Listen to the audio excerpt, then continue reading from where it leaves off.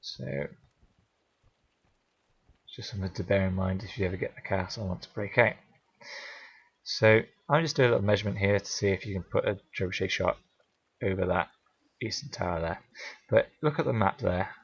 The Reds, only one of their towers appears to be in range of the castle. The Blues both. It would be that eastern tower there that would normally be blue.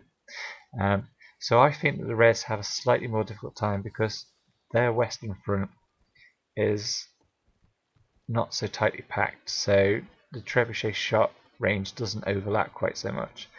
So I think, in my opinion, you might be having a harder time there if you're playing Reds. So I'm not sure whether that's calculated in the way that they're working out the league table. Now I'm going to look at the supply camps now. It'll be fairly brief because I cover this in another video as well, though not to this extent. You've got NPCs there coming from the eastern camp marked on the map by 2 axes. Basically it's a race between all 3 factions, the Reds, the Greens and the Blues, to become the most friendly, and then they will come and fight for you and defend your supply camps or attack the enemy supply camps depending on who controls the supply camps at the time.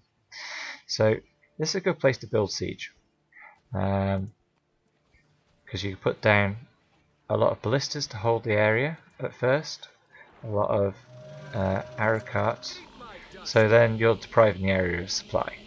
You then build up trebuchets once you've got a good defense going, and you can start to attack the towers nearby. So this is a good area for an enemy to start to get a foothold. You'll have the supply camp regenerating supply the whole time that you're there, so potentially you can build unlimited amount of supply. Siege, as long as you have all the blueprints and the people to man them, of course. This tower is not vulnerable to that. Again, this is the most easy to defend, the most easy to hold, as long as you also have the keep. So if you're going to break out first, that's the one that I go for. Now this is the supply camp on the other side, and this is the vulnerable wall. So looking back through there, you can sort of see there's like a rocky outcrop. Now upon that, I reckon you could put a trebuchet. Now whether it has the range, that's the only question here. Does it have the range to hit that wall? It may do, it might not do.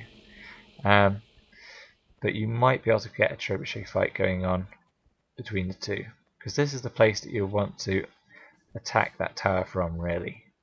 Again, you come in here as an enemy force, put your ballistas down, put your arrow carts down, then get your trebuchets up, and you're depriving the area of supply whilst at the same time building a base of operations for yourself.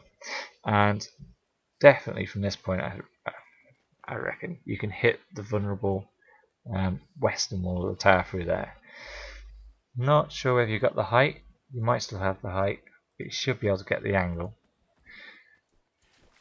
And the good thing about this particular supply camp is you've got the choke points as well, so people have to run through your lines of fire. So if you have a little look here, you've got a dredge turret, they fight for you, and you also have the dredge themselves. Again, they fight for you if you control the battle axes to the north there. Okay, thank you for watching and goodbye.